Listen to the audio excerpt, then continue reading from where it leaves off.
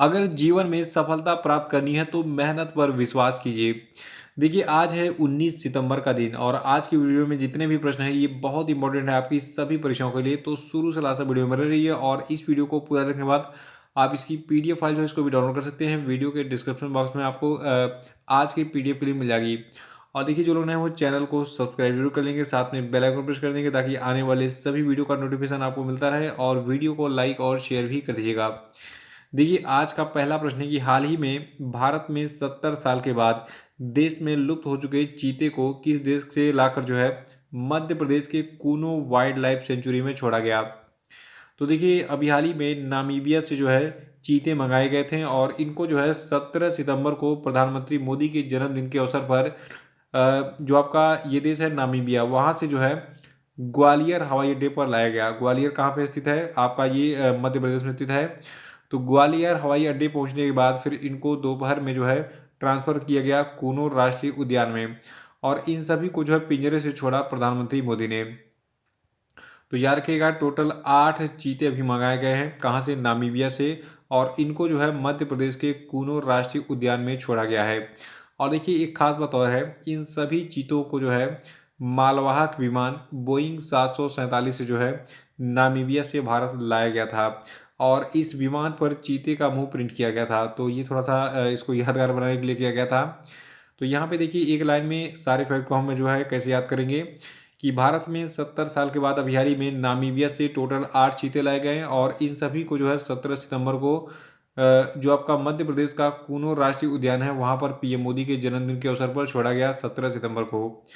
अगला कि हाल ही में किस देश के अनुभवी टेनिस खिलाड़ी रोजर फेडरर ने संन्यास ले लिया। देखिए जो आपके रोजर फेडरर है ये काफ़ी पॉपुलर एक तरीके से टेनिस प्लेयर हैं, दुनिया के महानतम खिलाड़ियों में से एक हैं ये। और ये स्विट्जरलैंड के टेनिस खिलाड़ी हैं और मुझे लगता है कि मतलब जितने भी मैंने एग्जाम्स देखे हैं रेलवे के और जितने भी परीक्षाएं हैं उसमें एक प्रश्न बहुत पूछा गया है कि रोजर फेडरर किस खेल से संबंधित हैं। ठीक है, तो ये जो है टेनिस से संबंधित हैं और ये स्विट्जरलैंड के खिलाड़ी हैं। और देखिए इन्होंने अभी हाल ही में 41 साल की उम्र में पेशेवर टेनिस यानी कि प्रोफेशनल टेनिस से जो है संन्यास लेने की घोषणा की है और ये आखिरी बार जो आपका लेवर कप है, ठीक है, लेवर कप भी आपका टेनिस से संबंधित है। तो ये अब आखिरी मैच अपना जो है लेवर कप में खेलेंगे और उसके बाद संन्यास ले लेंगे। नेक्स्ट है कि किस राज्य ने भारत की पहली सरकारी स्कूली छात्रों के लिए नाश्ता योजना शुरू की। तो देखिए सरकारी स्कूली छात्रों के लिए नाश्ता योजना को तमिलनाडु की सरकार ने शुरू किया है। और देखिए अभी हाल ही में तमिलनाडु के मुख्यमंत्री के स्टालिन ने तमिलनाडु के मदुरै में कक्षा 1 से 5 तक के सरकारी स्कूली छात्रों के लिए इस नाश्ता योजना को लॉन्च किया। अगला है कि कांतर ब्रांड्स इंडिया 2022 के अनुसार भारत का सबसे मूल्यवान ब्रांड कौन सा है। तो देखिए भारत का जो सबसे मूल्यवान ब्रांड है इसका नाम है टीसीएस, जिसको आप टाटा कंसल्टेंसी सर्विसेज कहते हैं। वर्तमान में देखिए टीसीएस की जो ब्रांड वैल्यू है ये आपकी है 45,519 मिलियन डॉलर। देखिए टीसीएस की ब्रांड वैल्यू 2022 में 2020 के मुकाबले 212% बढ़ी है, इसको याद रखिएगा। और इससे पहले एचडीएफसी ने 2014 में से जो है इस पद पर कब्जा किया था, यानी कि 2014 से अब तक लगातार एचडीएफसी जो है भारत का सबसे मूल्यवान ब्रांड था, लेकिन टीसीएस ने अब उसको पीछे छोड़ दिया है। और देखिए आपको बता दूं जो आपका टाटा कंसल्टेंसी सर्विसेज है, तो टाटा कंसल्टेंसी सर्विसेज के अलावा भारत की अन्य दिग्गज कंपनियां जैसे कि इन्फोसिस और 4 टेक कंपनियों ने जो है टॉप 25 में आईटी सर्विसेज ब्रांड में जो है जगह बनाई है। और जो ये रिपोर्ट कांतर ब्रांड इंडिया ने जारी की है, इस रिपोर्ट के अनुसार भारत के शीर्ष 75 ब्रांडों की कुल कीमत 393 बिलियन अमेरिकी डॉलर है, जो कि भारत के राष्ट्रीय सकल घरेलू उत्पाद के 11% के बराबर है।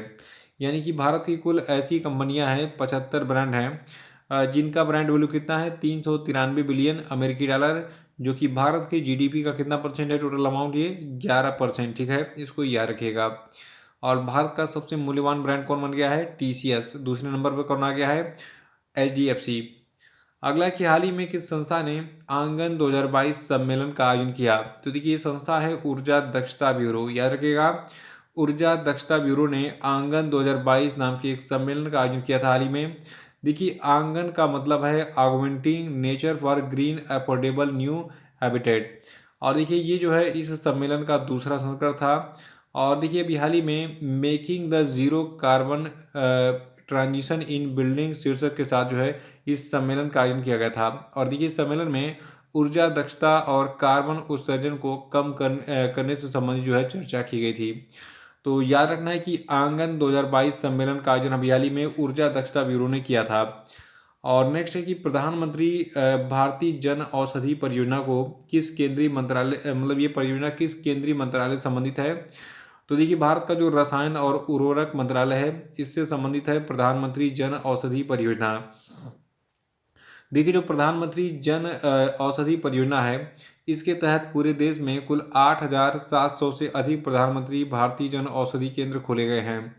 और देखिए सरकार ने अभी हाल ही में इस योजना यानी कि जन औषधि योजना के तहत जो जितने भी जन औषधि केंद्र हैं वहाँ पर डायबिटीज़ यानी कि मधुमेह की दवा जिसका नाम है सीता ग्लिप्टिन और इसके संयोजक को 60 रुपये प्रति 10 के पैक पर जो है लॉन्च किया है। यानी कि अब जो ये दवा है सीताग्लिप्टिन जो कि डायबिटीज़ में यूज होती है ये केवल और केवल 60 रुपये में जन औषधि केंद्र पर मिलेगा। ठीक है, इसको याद रखिएगा। और सातवां की पहला वैश्विक समुद्री पर्यटन उद्योग मंच द ग्रीन फाइन्स हब किस संस्थान से जुड़ा है। तो देखिए जो आपका द ग्रीन फाइन्स हब है ये जुड़ा है संयुक्त राष्ट्र पर्यावरण कार्यक्रम से। देखिए जो आपका द ग्रीन फाइन्स हब है ये अब तक का पहला वैश्विक समुद्री पर्यटन उद्योग मंच है और इस टूल को द रीफ वर्ल्ड फाउंडेशन के द्वारा संयुक्त राष्ट्र पर्यावरण कार्यक्रम के साथ साझेदारी में विकसित किया गया है। और ये उपकरण समुद्री संरक्षण पर्यटन उद्योग में स्थिरता चुनौतियों को दूर करने में मदद करता है। तो याद रखिएगा संयुक्त राष्ट्र पर्यावरण कार्यक्रम यानी कि यूएनईपी जो है इससे संबंधित है द ग्रीन फिंस हब। ठीक है, और जो आपका यूएनईपी यानी कि यूनाइटेड नेशंस एनवायरनमेंट प्रोग्राम है देखिए इसका मुख्यालय आपका है नैरोबी केन्या में। ये बहुत पूछा गया है कि यूएनईपी का मुख्यालय कहाँ पे है, तो केन्या के नैरोबी में स्थित है यूनाइटेड नेशंस एनवायरनमेंट प्रोग्राम का मुख्यालय। देखिए यूएनईपी की स्थापना 5 जून 1972 को नैरोबी केन्या में हुई थी और इसकी स्थापना की थी मॉरिस स्ट्रॉन्ग ने। और पेरेंट ऑर्गेनाइजेशन इसकी क्या है यूनाइटेड नेशंस। ठीक है, यानी कि संयुक्त राष्ट्र का जो है एक ब्रांच है यूनाइटेड नेशंस एनवायरनमेंट प्रोग्राम। आठवां की हाल ही में किस राज्य सरकार ने डाक और सेवा अधिनियम 2001 में रिक्तियों के आरक्षण में संशोधन के लिए एक विधेयक को मंजूरी दी। तो देखिए अभी हाल ही में जो झारखंड की सरकार है ये काफ़ी चर्चा में रही क्योंकि इसने अभी हाल ही में डाक और सेवा अधिनियम 2001 में रिक्तियों के आरक्षण में संशोधन के लिए एक विधेयक को मंजूरी दी है।